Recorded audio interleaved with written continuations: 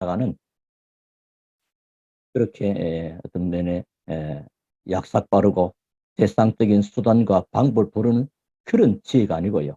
위로부터 내리시는 하나님의 지혜를 얻는, 또 위에서부터 주시는 하나님의 복을 받는 하나님의 참된 승리, 그걸 얻는 귀한 시간을 볼 때 이 시간은 참 귀하고도 복된 축복의 날이다, 그렇게 봅니다. 하나님은 우리의 과거 또 오늘 미래를 완벽하게 준비하셨습니다. 왜 그렇습니까? 하나님은 완벽하고 완전하신 하나님이기 때문에 그렇습니다. 그것도 좋은 것을 준비하셨으며 축복을 준비하셨다는 사실입니다.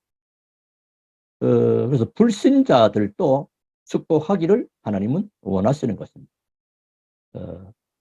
그래서 우리를 하나님은 로마서 16장 25절, 26절, 27절에 보면 영세전에 축복을 준비하셨고 그 축복이 지금 우리 살아가는데 이제 나타났고, 그리고 세세무궁토록 이 축복이 있게 될 것을 말씀하신 것입니다. 이렇게 볼 때 하나님은 에베소서 1장 14절에 보니까 창세전에 그리스도 안에서 우리를 택했다. 여러분, 이 택했다는 말이 참 귀하고도 귀한 겁니다. 택하지 않았다는 말은 버렸다는 말입니다. 그래서 신학에 보면 선택과 유기라는 단어가 나옵니다. 선택. 허물과 죄로 죽어서 멸망 가운데 있는 죄인 가운데서 우리를 선택했다는 것이죠. 이 말은 뭐죠? 우리가 믿고 싶어서, 또 내가 알고 싶어서 하나님이 미리 벌써 선택하셨는데, 또 한편으로 볼 때는 하나님의 선택을 입지 못한 자가 있다는 겁니다. 얼마나 우리가 하나님 앞에 감사해야 되겠습니까? 그래서 그리스도 안에서 언제? 창세 전에요. 내가 이 땅에 태어나서 좀 세상을 알고 깨닫고 느낄 만할 때가 아니고 벌써 창세 전에 하나님께서 우리를 벌써 선택하셨다. 그래서 그러면 지금 우리는 뭐 하면 되느냐? 그 선택함을 입은 하나님의 자녀는 고린도후서 6장 2절에 보라, 지금은 은혜 받을 만한 때요, 보라, 지금은 구원의 날이로다. 지금 하나님의 은혜 받는 것보다 더 귀한 것은 없습니다. 지금 하나님의 은혜 받는 것보다도 더 시급한 것은 없습니다. 가장 귀한 하나님이요. 그래서 지금 바로 구원의 날이다. 자, 하나님의 자녀는 하나님의 정확히 영원이라는 시간표를 두고 준비하셨다는 사실 앞에서 말씀드렸죠. 자, 그러면 그 복을 주시려고 또한 하나님은 우리 인생을 세밀하게 인도하십니다. 하나님은요, 뭐 보통 우리가 큰 위정자들은 막 큰 것만 하고 뭐 밑에 말단 직원은 막 이렇게 하고 그런 게 아니고요. 하나님은 모든 것을 주관하시되 그냥 아니고 세밀하십니다. 여러분의 모든 일거수일투족 모든 삶을 세밀하게 인도하시는 세밀하신 하나님. 자, 그러므로 우리가 성령에 인도받는 세밀함은 너무 중요하죠. 자, 그렇다면 자, 이 땅에서 어떻게 이 축복을 알고 누릴 수 있을 것인가? 뭐죠? 하나님은 우리 인생의 과거와 현재, 과거와 오늘, 그리고 미래를 준비하셨고 모든 축복을 완벽하게 준비해 놓으시고 세밀하고 인도하고 계신다면 내가 그 응답과 축복 속에 있어야 될 거 아니겠습니까? 자, 어떻게 하면 이 축복을 누릴 수가 있겠느냐? 다시 말하면 어떠면 이 범사에 승리하는 지혜를 얻을 수 있을 것인가? 세상적인 지혜, 일반적이도 보편적인 지혜를 구하려면 그냥 뭐 책 많이 봐도 돼요. 그리고 뭐 많이 연구해도 돼요. 그런 것이 아니죠. 이 세상을 살리는, 또 이 세상 속에서 하나님이 준비해 놓으신 참된 축복 받을 수 있는 그 비밀, 그게 오늘 찾아내는 시간 되기를 바랍니다. 자, 중요하죠. 이렇게 볼 때 아마 오늘 본문 우리 신앙생활하는 그 여정 속에 참 중요하다. 우리 자칫하면 복음 전하는 교육이기 때문에 전략적인 말씀으로, 또 아니면 굉장히 막 이렇게 어려운 단어로 이래가지고 무슨 말인지 이렇게 될 수도 있거든요. 오늘은 그래서 편안한 가운데 저도 편안한 마음으로 여러분도 어떤 면은 편안하게 또 예배당에서 또 각 처소에서 우리도 참 굉장히 이 시대에 이런 그 미디어가 열리지 않았더라면 참 어려울 것이다 하는데 참 감사하지요. 어, 비대면이면서도 대면적인 이런 축복 속에 같이 함께 같은 시간에 같이 누리는 시간 되었다. 하나님께 예배한다. 얼마나 감격스러운지. 그래서 지난 20일 날 집에서 이렇게 자각히 들여보니까 처음에는 그 전날 뭐 희미하고 안 나왔어요. 그 다음 날은 또 밑 두 줄 나오는 것 같아서 가까운 병원에 갔더니만은 양성입니다. 사모님도 저 때문에 아마 그런지 같이 또 이렇게 양성으로 걸려서. 근데 지금 다 하나님 은혜 가운데 건강을 회복하고 있는 중입니다. 여러분들이 기도 많이 하시리라고 보고 있고요. 생각을 많이 하게 되고 또 기도를 많이 하게 되고 깊은 하나님, 깊은 그리스도의 은혜를 누리는 그런 시간이 되고 있습니다.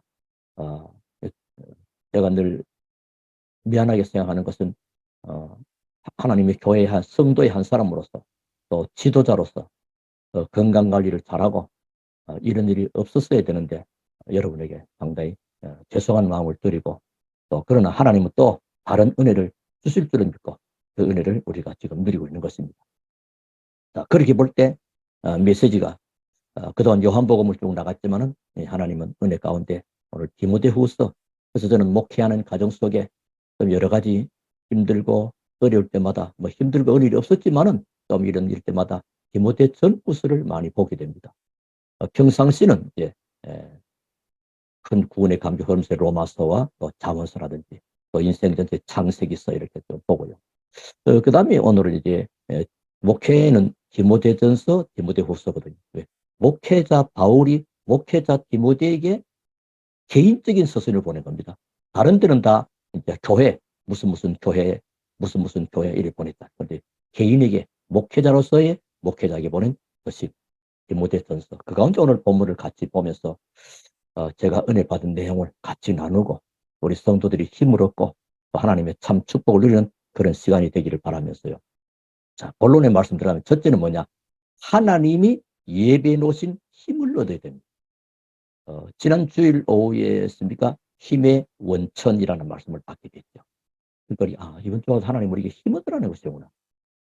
모든 질병도 면역력이 있으면 넘어서잖아요. 이런 것을 보면서요. 힘 얻는 것. 그냥 힘 말고 영적인 힘, 즉 하나님이 주시는 힘이 필요하다. 우리 인생이요. 세상적인 배경과 힘을 가지고 그냥 가면 힘 있는 것 같은데 어느 날 힘이 떨어질 때는 어떤 회복 불능의 때가 오기도 합니다. 그러나 하나님의 사람은요. 항상 위에서부터 내리는 그 영적인 힘이 있기 때문이요. 그래서 이사야 50장에 달려가도 피곤치 않고 걸어가도 곤빛치 않고 소년도 장정도 넘어지며 자빠지지만은 오직 여호와를 악마하는 자에게는 새 힘을 주신다 그랬습니다. 오늘 예배를 통해서 저와 우리 모든 성도 여러분들이 함께 위로부터 주시는 하나님의 새 힘을 얻는 복된 날 되기를 제 이름으로 축원합니다. 하나님이 그래서 오늘 뭐요? 힘을 얻어야 된다. 그럼 이 힘이 어디 있죠?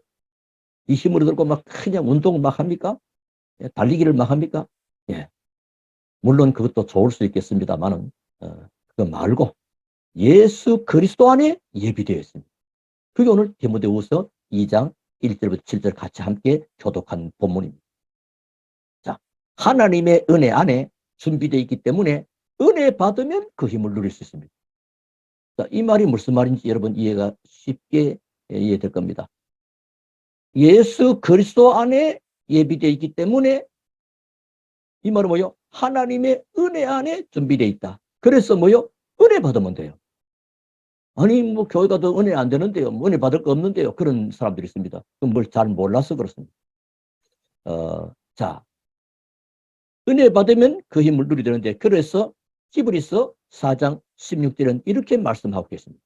뭐라고요? 그러므로 우리는 긍휼하심을 받고 때를 따라 돕는 은혜를 얻기 위하여 지난주에도 은혜가 필요했고 이번 주에도 또 은혜가 필요합니다. 우리가 쉽게 말하면 어제 아침에 해준 밥도 먹고 건강했지만 오늘 아침에 주는 밥을 또 드셔야 됩니다. 근데 어제 아침 밥 먹었으니까 오늘 안 먹어야. 이래버리면 하루의 삶도 지치고 그 다음 인생은 보장되지 못하죠. 그래서 때를 따라 돕는 하나님의 은혜. 오늘 저는 예배 참 준비하면서도 참여하면서도 참 감격스럽게 울고 싶기도 하고, 저는 그냥 울부짖음 아니고 참 감격스럽다. 또 마침 교회 또 장로님도 이렇게 참 사회도 볼 수 있고, 또 이렇게 영상으로 다 함께 참여도 할 수 있고, 얼마나 힘이 되고 감격스러운지 모릅니다. 자, 그래서 그러므로 우리는 긍휼하심을 받고 때를 따라 돕는 은혜.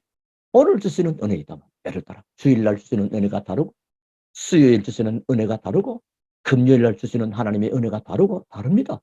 그래서 이 때를 따라 돕는 은혜를 얻기 위하여 어디에? 은혜의 보좌 앞에 담대히 나갈지라. 은혜의 보좌입니까? 어디 갑니까? 하나님 앞에 나가서 예배하는 겁니다. 그러면 은혜는 누가 줍니까? 목사가 줍니까? 은혜는 하나님께서 주시는 줄로 믿으시기 바랍니다.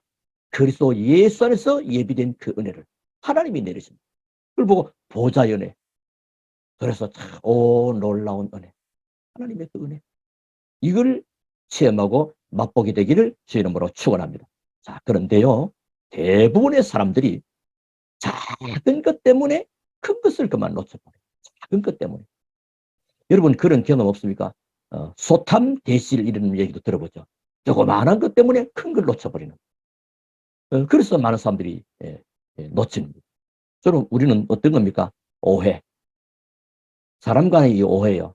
똑같은 내용인데 전혀 생각이 틀리게 오해하고 있습니다.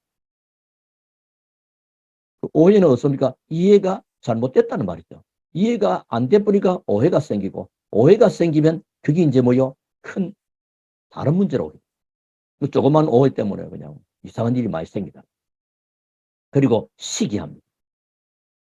시기 속에는 알게 모르게 뒤에 다른 동기가 있다 이래 봅니다. 상대편에 대해서 낚게하고 자기를 알게 싶은 좋은 것 같으나 좀 그 시기, 그리고 갈등, 이 같이 섞여서 오해와 시기와 갈등, 그런 모든 것을 보는 관점, 세상에도 바라보는 관점이 있습니다. 사회적 관점, 역사적 관점, 공간적 관점, 윤리적인 관점. 우리는 어떻게 해요? 우리를 보는 관점이 그들과 다르게 복음적인 관점으로 것을 바라보고 재해석합니다. 저분이 저럴 수밖에 없었구나. 그래서 저분에게도 복음이 필요하구나. 내가 기도해야 되겠다. 아니면 저분에게 복음을 전해줘야 되겠다. 이렇게 되면 여러분요, 굉장히 우리 이런 얘기합니다. 당신은 어떻게 어려운 중에 그렇게 다른 사람을 많이 돕고 선한 일을 많이 했느냐 물어보면요, 한 것이 없습니다. 그런데 제가 이 일을 함으로 제가 힘을 얻어요. 제가 너무 기쁨이야. 그런 얘기합니다. 우리가 이런 마음과 중심이 되어버리면요, 본인이 살아납니다. 자, 그리고 작은 것은 뭡니까? 주로 한국 사람들은 특히 남의 말 많이 합니다. 옛날에 어른들 이런 말 하더라고요. 요즘은 그런 얘기 없지만은, 작은 방에 가면 시어른 흉보고, 또 안방에 가면 며느리 흉보고, 온통 그렇게 이 나라 그 문화가 옛날에 그랬던가 봐요. 지금은 그런 게 없죠. 그러니까 주로 또 이래 보면요, 이래 카페에서라든가 이래 몇 사람들 얘기해보면 거기에 제3의 인물을 등장시켜서는 이렇게 마음껏 하는 것도 봅니다. 안 좋게 표현하고 남의 말하고 그 속에 결국은요, 이 분쟁을 가져오게 되고 이런 일이 생깁니다. 그러면 뭐 됩니까? 사람을 놓치게 됩니다. 이 관계가 깨어지게 되는 거예요. 그리고 시험 또는 갈등, 흔들림, 이게 많이 있거든요. 그래서 우리가 앞에도 말씀드린 하나님이 예배해 놓으신 힘을 얻는데 그 힘 얻는 길이 어디 있다고요? 예수 그리스도 안에 예비되어 있기 때문에 예수 그리스도 안에서 은혜 받으면 됩니다. 은혜 받는 것이 하나님의 보좌 앞에. 그러면 이런 시험, 갈등, 흔들림, 이런 것이 계속 오게 되면 어떻게 될까요? 이런 일 때문에 귀중한 힘을 놓치고 우리 일생에 남아있는 여력의 힘마저도 소진 없어진다. 그 힘마저 없어져 버리면 어떻게 됩니까? 안 되잖아요. 그래서 하나님이 오늘 우리에게 디모데후서 2장 1절에 내 아들아, 바울에게 있어서의 아들이 디모데가 친아들이 아니에요. 그 목회자가 목회자를 바라보고 목회자가 성도를 바라보고, 목회자가 렘넌트를 바라보고, 내 아들. 저는 언제나 우리 성도님들 전부 다, 뭐 여러분이 제 아들은 아니지만 그런 중심을 가지고, 어떻게 하면 저들에게 하나님의 은혜가 임하고, 저들이 하나님 앞에 귀하게 쓰임받고, 하나님 앞에 멋지게 인생을 살아가는 그런 인생으로 살아가게 할 것인가. 그 모습을 바라보고 저는 하나님의 부름을 받으면 멋진 거죠. 그 소망밖에 더 있겠습니까? 어떤 우리는 세상의 욕심과 뭐 어떤 야망 이런 거 아니잖아요. 어떤 사람처럼 막 사람을 막 광화문에 막 끌어내고 그런 게 아니잖아요. 그러므로 너는 그리스도 예수 안에 있는 은혜 가운데서 강하고 그리스도 예수 안에 있는 은혜 속에 강하라는 거예요. 그리스도 예수 안에. 은혜는 그리스도 예수 안에서. 그래서 하나님의 은혜 보좌. 자, 그러면 날마다 새 힘을. 그래서 우리가 날마다 주일마다 새 힘을 얻고 또 한 주간을 승리하고 세상 속에서 그리스도께서 나를 통해서 일하시고 역사하신 것을 또 고백하고 간증하고 하나님께 보고할 내용 가지고 또 주일날을 맞이하는 겁니다. 이게 인생이 쌓인 거하고 오해하고 시기하고 갈등하고 남의 말하고 분쟁하고 시험과 갈등과 흔들림 속에 짧아진 인생 속에 그러면요 힘은 그럼 이제 면역력도 떨어지고 건강도 약해질 수 있겠다. 우리 영적인 힘을 오늘 특별히 우리 모든 성도 한 분 한 분에게 새 힘으로 충만하게 채워지게 되기를 주의 이름으로 축원합니다. 자, 그래서 어떻게 하면 되겠냐? 이제 문제는 그겁니다. 어떻게 하면 되겠냐? 그리스도 안에서 참맛을 한 번만 보게 되면 세 가지로 승리합니다. 우리 인생에 주로 어떻게 그러냐면 영적인 일에 걸리게 됩니다. 영적. 그리고 뭔가 사람과 관계 속에 일이 자꾸 걸리게 됩니다. 그리고 뭔가 일해야 되는데 그게 잘 안 돼버린단 말이에요. 이 세 가지요. 거기 세 가지 오늘 보니까 영적인 싸움 하는 쉽게 말하면 영적인 병사라 병사. 옛날은 군사. 그리고 경기하는 선수. 그리고 농사 짓는 농부를 비유해 주겠습니다. 요 세 부분에 승리하는 이 세 부분에 참 축복을 얻게 되는 범사에 승리하는 지혜를 오늘 얻게 될 것입니다. 저는 이 말씀을 준비해서 많은 힘을 얻고 은혜를 얻고 있습니다. 얻었습니다. 그것을 여러분에게 전달해 드리는 거죠. 자, 첫째는 뭐냐? 영적 싸움에서 승리하게 됩니다. 영적 싸움에서. 그게 오늘 디모데후서 2장 3절부터 4절에 보면 이렇게 말씀하십니다. 너는 그리스도 예수의 좋은 병사로 나와 함께 고난을 받으라. 병사로 복무하는 자는 자기 생활에 얽매이는 자가 하나도 없나니 이는 병사로 모집한 자를 기쁘게 하려 함이라. 자, 영적인 싸움 하라는 겁니다. 영적 싸움. 여러분이 뭐 총 들고 나가서 뭐 유럽에 가서 또 뭐 어디 가서 할 게 아니고 영적인 싸움을 말합니다. 영적인 싸움. 병사. 그리스도 예수의 좋은 병사. 세상에서 싸우는 정치하는 또 적과 겨루는 총 들고 싸우는 그런 싸움이 아니라 영적 싸움. 이때 가문과 개인의 오래된 영적 문제가 해결됩니다. 알게 모르게 창세기 3장 인간의 근본 문제가 가문과 문화를 타고 그게 개인에게까지. 그러니까 개인에게 일어나는 일들이 그게 어느 날 어떤 사건이고 오래된 문제라는 걸 알게 됩니다. 자, 그래서 영적 싸움 하면 반드시 승리하기 때문에 가문과 개인의 오래된 영적 문제가 해결이 됩니다. 자, 그래서 사단과의 싸움은 표시 없는 정확한 싸움이기 때문에 반드시 응답합니다. 자, 싸움에도 대상이 분명해야 됩니다. 우리가 이렇게 화살을 가지고 쏘는 이 양궁 선수들 보니까 표적지가 분명하게 쏘야 올바른 10 점수 올 10이 나오죠. 자, 그러면 안 좋습니다. 근데 핑핑 날아가 버리면 그 4년 동안 훈련한 거 4년이지만 그 사람에게는 그 20년 아니면 30년 동안 쌓아온 모든 것들이 다 날아가 버리게 되는 겁니다. 자, 그런데 우리에게 정확한 싸움의 표적 그게 뭐요? 사단과의 싸움. 영적인 싸움이에요. 이 사단과의 싸움은 표시가 안 보이지만 그 싸움은 정확한 싸움. 누구 이름으로? 그리스도 예수 이름으로. 하나님의 아들이 나타났을 것은 마귀를 멸하였습니다. 그리스도께서 우리와 함께, 여러분과 함께, 또 나와 함께. 그래서 뱀과 전갈을 밟며 원수의 모든 능력을 제어하는 권세를 주었다. 그래서 마태복음 12장 28, 29절에 강한 자를 먼저 결박해라. 그 비밀이 우리에게 있다니까요. 그래서 예수님을 영접할 때부터 주시는 제일 첫 번째 신분과 함께 따르는 권세. 영접하는 자, 곧 그 이름을 믿으면 하나님의 자녀가 되는 권세. 자, 그런데요. 사람들은 거의 그걸 놓쳐버리는 가운데 무엇 때문에 놓치게 되느냐 문제. 그걸 잘 못하느냐. 첫째, 주로 자기 일. 오늘 디모데후서 2장에 나오죠.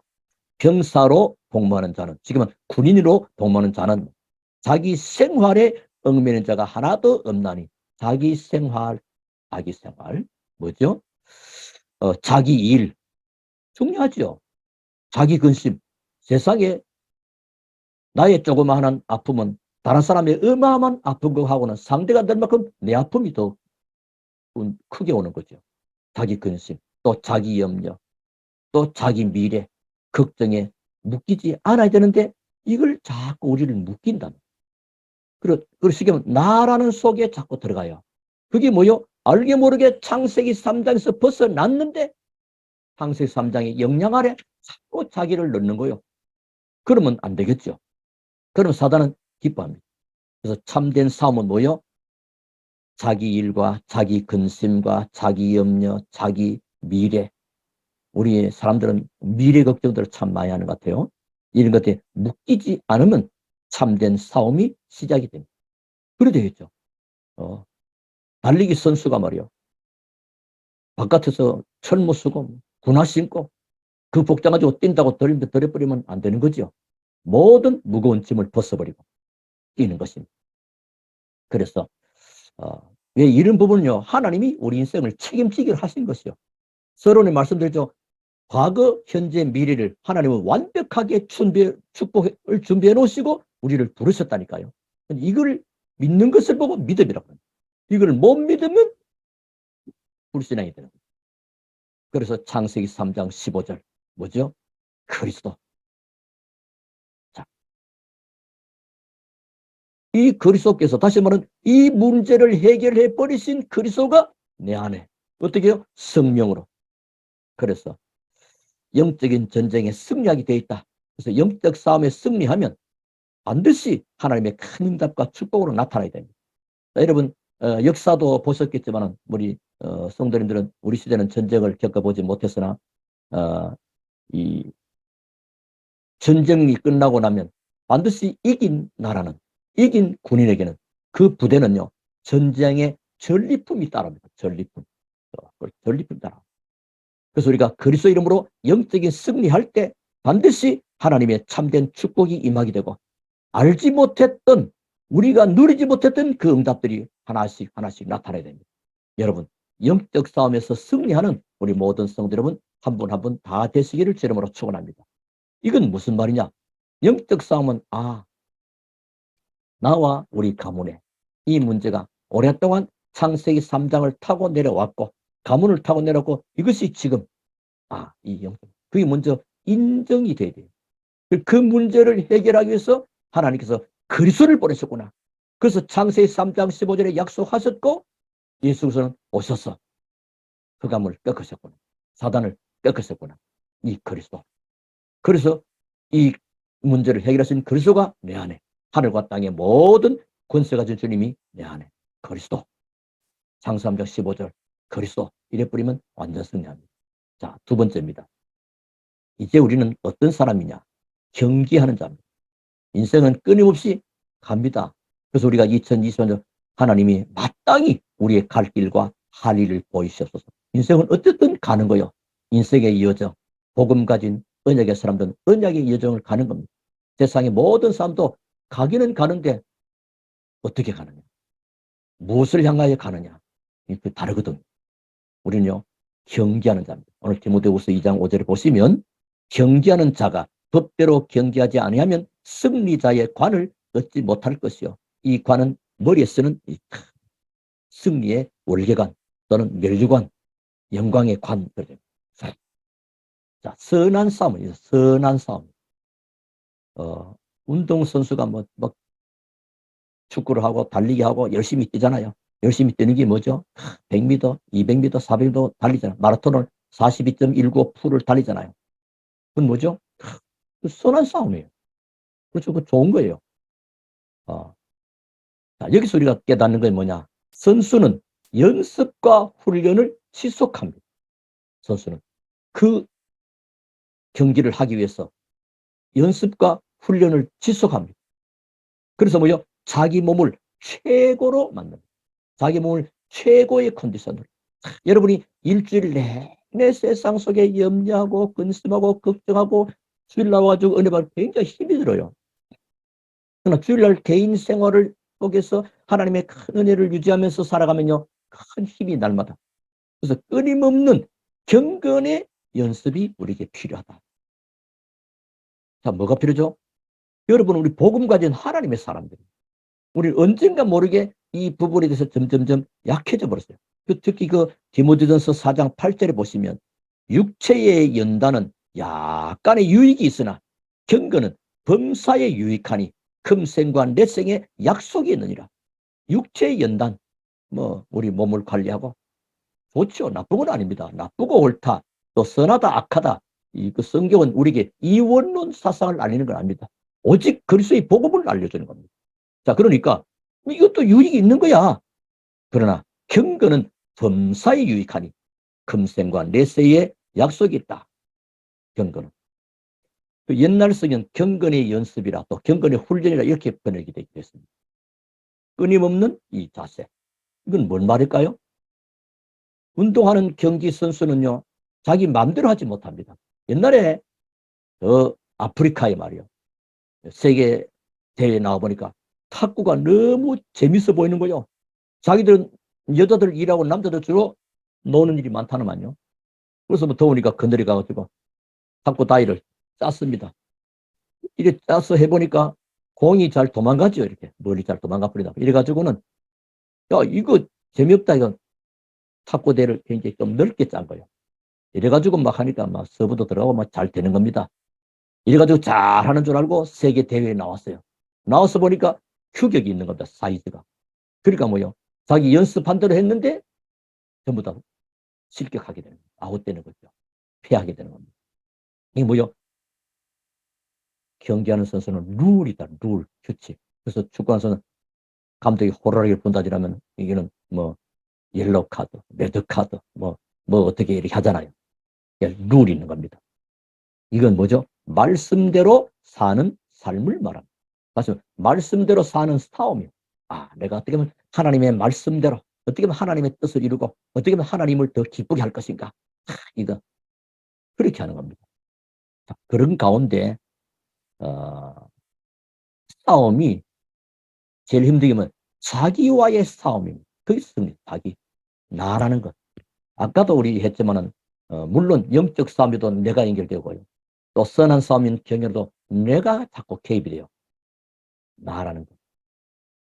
뭐 왜냐니까 뭐 내가 없으면 다 없는 거니까 뭐 그렇게 말하잖아요. 그러니까 때로는 달리는 선수가 포기하고 싶은 마음을 그걸 극복해야 돼요. 마라톤 선수가 내가 35km가 제일 어렵다는 곳까지 갈 때가 그때 포기하고 싶었다.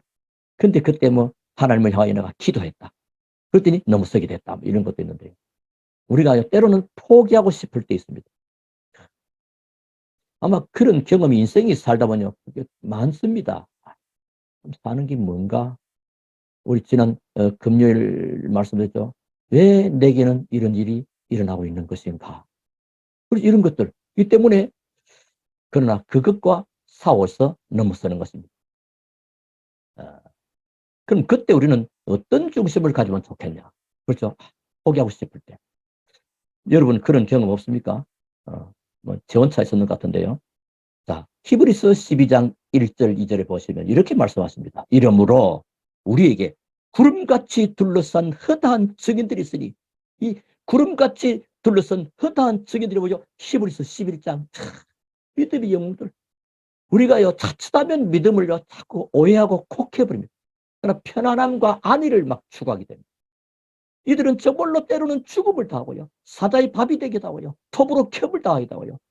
이런 그 어려움 속에도 믿음으로 이들은 승리했다.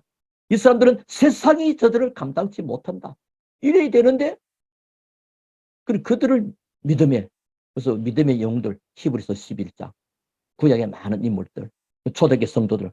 자, 그러므로 이러므로 우리에게 구름같이 둘러싼 허다한 정의들이 있으니 모든 무거운 것과 얽매이기 쉬운 죄를 벗어버리고 인내로서 우리 앞에 당한 경주를 경주하며. 얽매이기 쉬운 죄를 벗어. 얽매이기 쉬운 것. 내가 지금 어디에 얽매여 있는 것인가? 얽매. 그 힘찬 고래도요. 그 물고기 조그마한 잡는 어부에 그물이 잡혀서 죽어나오더라고요. 또 저 어느 때 보니까 잠수함이라는 것도요. 그 그물이 잡혔어요. 걸려가지고 그냥 뭐 고장나서 나오는 것도 보고. 자, 무거운 것과 얽매이기 쉬운 죄를 벗어버리고 인내로서 우리 앞에 당한 경주를 경지하며. 자, 그럼 2절에 믿음의 주여 또 온전케 하시는 이인 예수를 바라보자. 예수를 바라보자. 예수 바라보세요. 어떻게 바라봅니까? 그 예수님 바라보니까 그는 그 앞에 있는 기쁨을 위하여 영광의 부활을 그 앞에 두고 기쁨을 위하여 십자가를 참으사 부끄러움을 개의치 아니하시더니 하나님 보좌 우편에 앉으셨느니. 여러분 지금 좀 힘드십니까? 지금 조금 어렵습니까? 이게 어쩌면 하나님의 큰 응답과 축복의 신앙점, 축복의 전환점의 시간표인지 모릅니다. 하나님이 큰 은혜를 예배놓고 지금 우리를 이끌어 가서는 시간표인지도 모릅니다. 그래서 뭐요? 끊임없는 자기와의 싸움. 다시 말하면 포기하고 싶을 때. 그때 뭐죠? 히브리서 12장 1절 2절을 묵상하면서 그렇지. 나의 어떤 것보다도 믿음의 사람들은 한결같이 이런 일들을 이렇게 극복을 넘었었잖아요. 하나님, 저에게도 이들에게 주었던 그 힘을 주시옵소서. 그래서 그런 기도하면 하나님이 축복하시게 돼 있는 겁니다. 승리하시기를 주름으로 축원합니다. 그리고 세 번째는 농부입니다. 오늘 디모데후서 2장 6절 보니까 농부 나옵니다. 농부. 여러분 농부. 여러분 농사 지어 보신 분도 있고 농사 안 지어 보신 분도 있을 것입니다. 저는 농사를 조금 지어 봤는데요. 그냥 어른들 밑에 있을 때도 어릴 때 조금 봤고 그다음 나중에 성년에서 잠깐 군대 가기 직전에 잠깐 있어봤는데 쉽지는 않습니다. 여러분. 오늘 2장 6절을 보니까 수고하는 농부가 복식을 먼저 받는 것이 마땅하니라. 수고하는 농부 나옵니다. 여기서 많은 답을 얻게 됩니다. 농부는요. 뭐 때문에 수고합니까? 나는 농사꾼이니까 할 수 없이 수고해야 돼. 그래서 수고합니까? 아니에요. 농사하는 농부는 기다리는 싸움, 기다립니다. 뭘 기다립니까? 내가 심은 이, 곡식들이 열매를 맺어서 풍성한 열매를 주실 것에 대한 기대가 있는 기다림의 싸움입니다. 우리 여러분, 하나님은 우리 서론에서요, 과거, 현재, 미래를 완벽하게 축복하시고 준비해 놓으시고 우리를 부르셨다니까요. 그렇다면 그 안에 있는 축복을 우리가 찾아내는 우리가 필요하잖아요. 우리 중심이. 그러니까 기다리는 귀한 열매. 그 싸움. 자, 그러면 결국은 뭐죠? 개인적인 은혜 받는 일을 놓치지 않는 것이 참 중요합니다.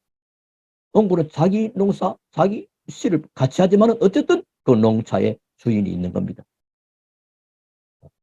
씨를 뿌릴 때 씨를 뿌려야 됩니다. 또 밭을 갈 때 밭을 갈아야 됩니다. 그래서 봄에 비가 안 와주고 갈무면요. 농부들이 굉장히 걱정합니다. 왜? 땅이 촉촉하고 해야 씨 뿌림이 가능하거든요. 그러니까 우리가 기회를 놓치지 않고 보라 지금은 은혜 받을 만한 때요. 보라 지금은 후날이다. 그래서 기회, 뭔 기회입니까? 은혜 받는 기회. 그렇다. 내게 있어서 앞에도 말씀드렸지만 달리고 싶은 운동선수가 다른 중에 포기하고 싶을 그때 포기해버리면 거기서 그냥 탈락이에요. 그런데 그걸 극복을 넘어섰을 때 그는 영광의 면류관을 또 승리의 자리를 탁 앉게 되죠. 마찬가지로 우리가 때로는 오늘 농부도 마찬가지입니다. 이런 어떤 기회, 은혜 받는 기회. 그리고 농부는 기다리는 싸움인데 사실은 사람을 살리는 싸움입니다. 우리가 농사 짓는 기술을 하나님이 알려주시는 것이 아니고요. 이러한 것처럼 우리는 뭐요? 복음 가지고 사람을 살리잖아요. 사람을 살리는 싸움을 말합니다. 농부는요, 우리 어릴 때 여러분 본 적은 비가 오고 태풍이 막 지나갑니다. 그럼 우리 애들은 몰라서 학교 가기 바쁘니까 나중에 어른들 보니까 오후에 보니까 뭐요, 그 벼들이 무너졌습니다. 그 넘어진 무덤과 함께 위에서 내려온 모래들이 막 섞여가지고요, 모래 다 꺼내고 짝대기로 세워서 벼를 전부 다 일으켜 세웁니다. 또 그 다음 또 태풍이 한번 더 붑니다. 그 이겨갈 무렵에. 그러면 또 그걸 거둔. 그러니까 농부는 뭐죠? 포기하지 않다.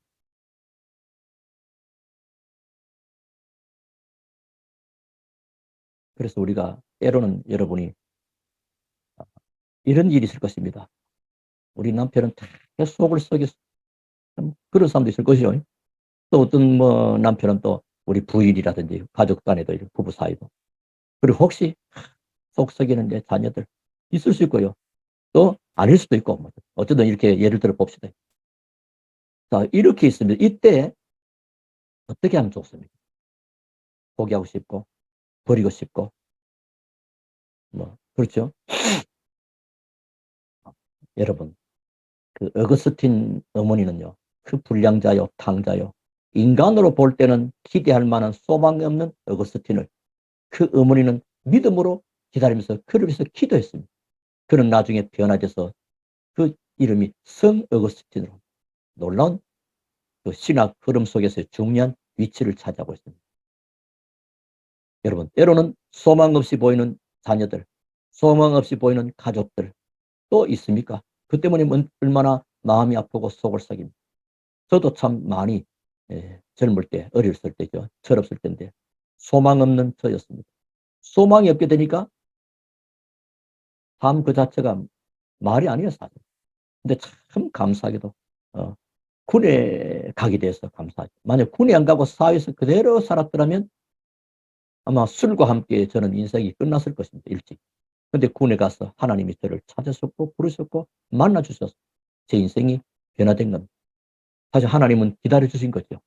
하나님이 일찍이 포기해버리면 끝나는 것인데, 그래서 하나님이 포기하지 않고 있으면 되는 것입니다. 그래서 간혹 우리 그럽니다. 교회에서도 성도님 한 분 한 분에 대해서 목사는 끝까지 포기하지 않고 끝까지 기다리고 끝까지 포기하지 않은 그 정신이 있습니다. 포기하지 않습니다. 그 목사의 손을 놓지 아니하면 그 성도는 절대로 하나님을 떠날 수가 없는 거지. 하나님이 붙잡고 계시니까요. 그래서 야고보 5장 7절에 보니까 그러므로 형제들아 주께서 강림하시기까지 길이 참으라.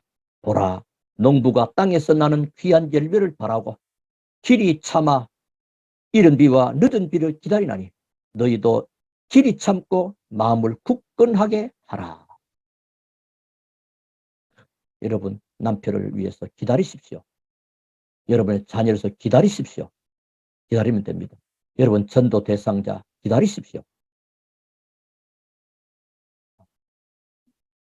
기다리는 농부에게 봄에 그렇게 태풍 속에, 여름 속에, 떼약볕 속에 그렇게 기다리던 농부에게는 가을의 풍성한 알곡의 수확의 기쁨을 체험하게 됩니다. 그래서 시골의 농사에 가을에 언제 제일 인심이 좋냐? 가을 때면 인심이 제일 좋습니다. 가을 때 가지고 인상 쓰는 분은 거의 없습니다. 여름은 뜨거운데 농약 치랴. 지금은 참 좋아요. 옛날에는 그냥 농약 등에 짊어지고요. 최소한 농약을 6번, 저도 한 6번을 쳐봤습니다. 그게 안 쉬워요. 그것도 언제 해야 되느냐? 햇빛 날 때, 뜨거울 때 해야 돼요. 그래야 약이 효과가 나타나요. 그런 농사가 있습니다. 뭐죠? 기다리면서요. 수확을 바라보면서요. 열매를 얻게 됩니다. 자, 이처럼 기다리는 자에게는 마침내 주시는 주님의 은혜를 체험하게 됩니다. 우리 성도 여러분에게 혹 이런 일, 저런 일 있습니까? 기다림의 은혜를 통해서 마침내 위에서부터 내리신 하나님의 축복을 얻게 되기를, 또 그 응답의 축복을 체험하게 되기를 살아계신 주 예수님으로 축원합니다. 자, 그러면 범사에 뭘 주신다고요? 총명을 주시리라. 총명. 그 사람 참 달라. 요셉에게 주신 하나님의 총명. 창세기 41장 38절에 여호와의 신이 이렇게 감동된, 그러니까 애굽을 살려버립니다. 애굽 왕에게 인생에 답을 주는 그런 축복이 임하게 됩니다. 범사는 뭡니까? 모든 것, 모든 일, 모든 사람이 다 포함되는 겁니다. 모든 사람 만남 속에, 모든 일 하는 직업과 사업 속에 모든 것, 인생 그 자체 속에 하나님이요 범사에 여러분에게 총명을 주시겠대요. 하나님이 참 좋으신 분 아닙니까? 우리는 늘 이 일 때문에 저 일 때문에 갈등하고 포기하고 싶은 마음과 그러나 하나님 앞에 서게 될 때 은혜 임하게 될 때 이게 다 포함되는 거죠. 거기에서 하나님 뜻을 찾거나 한번 기다리면 큰 응답과 축복으로 하나님은 역사하실 것입니다. 그래서 믿음의 사람들은 세상에 대하여 미련한 자가 되고 하나님께 대해서는 지혜로운 자가 되어야 됩니다. 자, 이게 조금 무슨 말이죠? 믿음의 사람들은 세상에 대해는 미련해야 돼요. 미련. 그러니까 하나님께 대해는 지혜로워야 돼요. 이게 로마서 16장 19절에 이렇게 말씀하십니다. 너희가 선한 데 지혜롭고 악한 데 미련하기를 원하라. 선한 데 지혜로워야 돼요. 근데 세상 사람 지금요 거의 다 악한 대로 지혜롭니다. 마약을 팔지, 음식에 뭐 독을 넣지, 뭐 그냥 얼마나 그게요 세상으로 악해버립니다. 그리고 하나님 향해는 너무나 뭐 하나님 없이 막합니다. 그게 틀린 겁니다. 그래서 너희가 선한 데 지혜롭고 악한 데 미련하기를 원하노라. 이렇게 되기를 주의 이름으로 축원합니다. 오늘 시간이 갔습니다. 결론의 말씀 드리기를 원합니다. 자, 전체 말씀 볼 때 뭘 말씀입니까? 아, 하나님은 나의 영적 상태를 바꾸라는 것이구나. 그걸 이해하게 됩니다. 복음 아닌 것을 버리면 됩니다. 자, 여러분은 이미 복음을 받은 자입니다. 오늘 불신자만 모였다면 메시지는 이렇게 안 하게 되죠. 다 구원받은 복음받은 하나님의 자녀된 여러분에게 하시는 하나님의 메시지라면. 그럼 뭘 버리는가? 복음 아닌 걸 버려야 됩니다. 복음 아닌. 창세기 3장의 나, 창세기 6장의 문화와 종교, 창세기의 성공이라는 우상 이런 것. 또 마태복음 16장 13, 20절에 뭐요? 에레미야 같은 신앙, 엘리야 같은 신앙, 그리고 선지자 또 세례왕 같은 신앙. 이게 무슨 말이죠? 복음 아닌 다른 것으로 다른 예수님을 다르게 알아버린 겁니다. 그리고 마태복음 17장에도 보니까 이때부터 9절에 숨은 동기, 숨은 계산.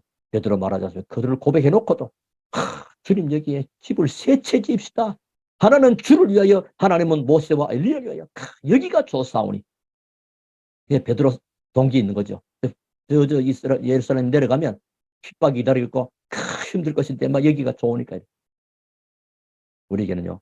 복음 아닌 것만 버려버리면 남는 게 뭐 나옵니까? 복음이 딱 남습니다. 복음을 각인 안 하려고 해도 복음이 딱 각인돼 버립니다. 아. 그러면 오직 복음, 오직 말씀에 뿌리를 딱 내야 됩니다. 어떻게 하면 내가 오직 복음과 오직 말씀에 뿌리를 것인가? 말씀을 묵상하면 됩니다. 말씀. 성경 66권에 얼마만 성경 어떻게 다 외우느냐? 그래라는 게 아니고 오늘 주시는 본문을 통해서요. 아는.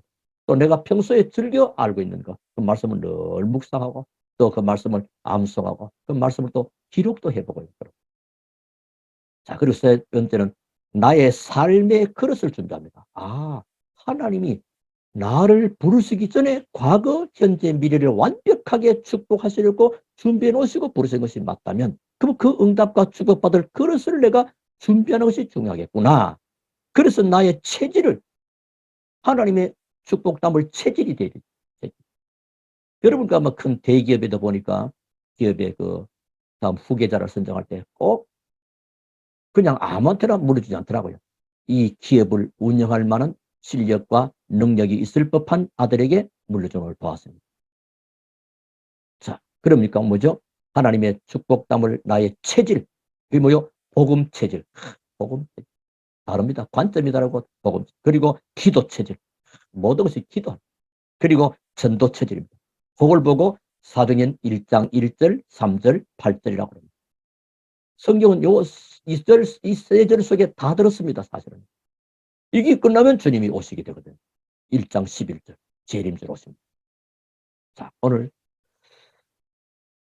자, 한번 마무리해 봅시다. 남을 이해하는 사람. 여러분, 다른 사람을 이해하는 것이 또 힘입니다. 그렇죠? 남을 이해하는 사람은 힘 있는 사람입니다. 이해하죠. 어떻게 합니까? 사실과 진실과 영적인 사실. 여러분, 들으신 적 있죠? 그 사람이 저럴 만한 사실이, 현실과 사실과 진실, 진실 넘어 영적 사실까지 보면 다른. 그리고 남을 배려하는 사람, 남을 배려하는 사람. 이런 사람은요, 여유 있는 사람입니다. 저도 뭔가 좀 급할 때는요, 이 배려가 잘 안 되더라고요. 그 사람 그렇죠. 예를 들어서 내가 뭐 어디 또 달려가면서 누가 나 좀 뭐 길 좀 물어보면 나 급해요. 이 시기면 여유가 없으니까 그냥 길 가는데 여유 있게 탁 가는데 길 문도 그래요 알려주죠. 그러니까 뭐 쉽게 말하면 남을 배려하는 사람은 여유 있는 사람입니다. 또 남을 섬기는 사람은 미래를 아는 사람입니다. 그리고 사람 한 사람 한 사람 섬기는 것. 비록 보잘것없는 것잘 할지라도 섬기는 여러분 굉장히 중요해요. 그게 나중에 어떤 결과 올지는 아무도 모릅니다. 한 예를 들어서 어떤 어, 요양보호사가 얘기 아침에 좀 가면 음, 남편이 안 계시는 요양보호사였어요. 연세가 좀 많이 들었고요. 근데 나이 많은 어떤 노할아버지를 보호하시게 됐어요. 그런데 예, 너무 잘해주니까 이 할아버지가 당신만 나하고 결혼합시다 이래 된 겁니다. 모동을 축소하고요. 우리 여자분도 까지 한 번, 근데 두 번 안 되겠냐 하면서 결혼을 한 겁니다. 그런데 이 할아버지가 돌아가시게 됐어요. 근데 그게 뭐냐? 유언을 다 남겨놓은 거죠. 재산이 어마어마하게 있는 할아버지였어요. 처음에는 몰랐던 거죠. 그냥 막. 이 모든 것을 내 아내. 그러니까 뭐 재산이 문제가 아니고요. 그건 하나의 예인데 힘들고 너무 힘들고 너무 어려운 사람을 보살폈던 거예요. 근데 동기 없이 우리는 동기 가지고 내가 저 사람 잘해주면 동기 없이 정말로 진심을 다하고 했더니 그런 나중에 좋은 결과가 왔다는 그런 얘기도 사람을 통해서 들어본 적이 있습니다. 사랑하는 성도 여러분, 범사에 승리하는 우리 복된 성도 여러분 한 분 한 분 되시기를 살아계신 주 예수 그리스도 이름으로 축원합니다. 우리 하나님께 감사합니다.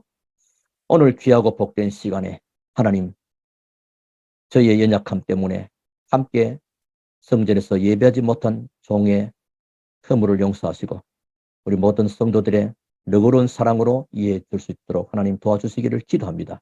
오늘 특별히 하나님 말씀 속에 은혜 받게 하신 하나님, 오늘 이 말씀 붙잡고 일평생 동안 하나님께 영광 돌리고 쓰임받는 승리하는 우리 모든 성도님들 한 분 한 분 되게 하옵소서. 살아계시는 주 예수 그리스도 이름으로 기도하옵나이다. 아멘.